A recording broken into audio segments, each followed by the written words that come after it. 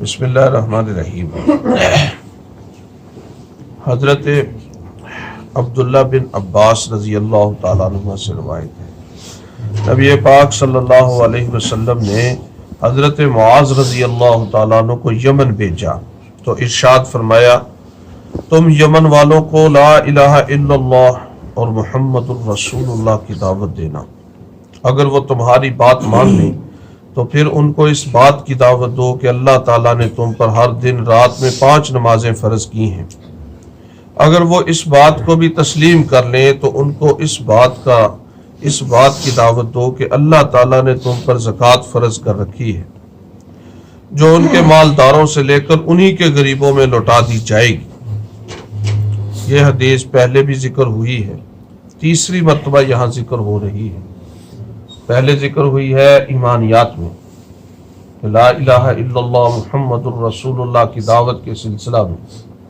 دوسری مرتبہ ذکر کی گئی ہے نماز کی فرضیت کے بارے میں، اور اب چونکہ زکوٰۃ کے بارے میں بات ہو رہی ہے اس لیے دوبارہ اس حدیث کو ذکر کیا گیا ہے، اور پھر اس میں ایک اور خاص بات کو ذکر کیا گیا ہے کہ امیر لوگوں سے زکوٰۃ لے کر غریبوں میں لٹائی جائے گی، جبکہ سود اس سے بالکل یکسر ہوتا ہے۔ سود امیر آدمی دیتا ہے غریب کو تاکہ مزید اپنے مال کو بڑھا سکے،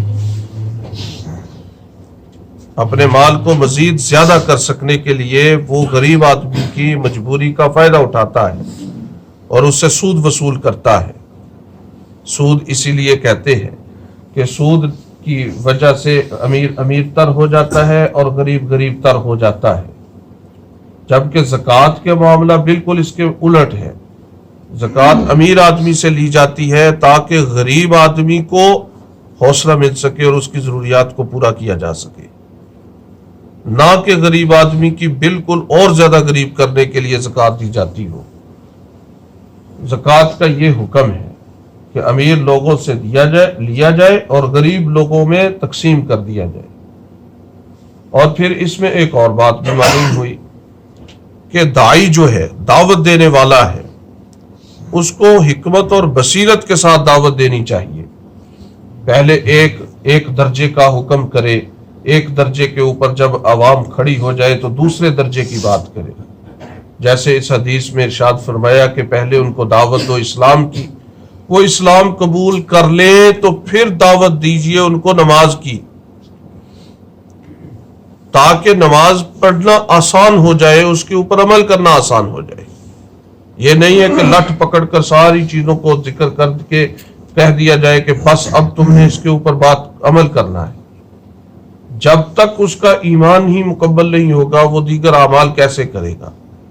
اس لیے فرمایا پہلے ایمان کی دعوت دے، اس کے بعد پھر اعمال کی دعوت دے، اور اعمال میں سب سے پہلے نماز کی دعوت دے۔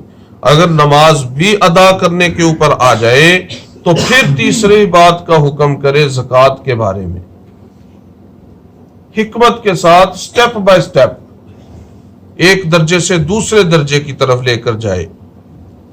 اسی لیے ہماری شریعت میں حضور اقدس صلی اللہ علیہ وسلم پر جو احکام نازل ہوتے تھے وہ صحابہ اکرام کی تربیت کے ساتھ ساتھ نازل ہوتے تھے، ان کو ہموار کیا جاتا تھا اور اس کے بعد پھر حکم آتا تھا تاکہ ماننا آسان ہو جائے۔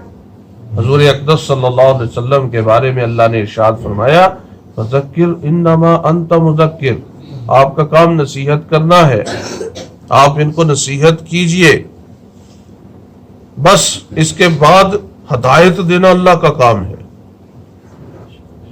اس بات سے مایوس نہ ہو کہ عوام اس کی بات نہیں سنتی، یا وہ دعوت دیتا ہے تو عوام قبول نہیں کرتے، وہ تو اللہ تبارک و تعالیٰ ان کے دلوں میں دعوت کی بات ڈالیں گے تو قبول کریں گے، کیونکہ ہدایت اللہ کے قیمتی خزانوں میں سے ایک بڑا خزانہ ہے۔ ہدایت وہ جس کو چاہتے ہیں دیتے ہیں، جس کو چاہتے ہیں گمراہ کرتے ہیں۔ اس لیے داعی کو پریشان ہونے کی ضرورت نہیں ہے، دعوت دینے والے کو اس بات کی پریشانی نہیں ہونی چاہیے کہ اس کی دعوت کیوں نہیں لوگ قبول کر رہے۔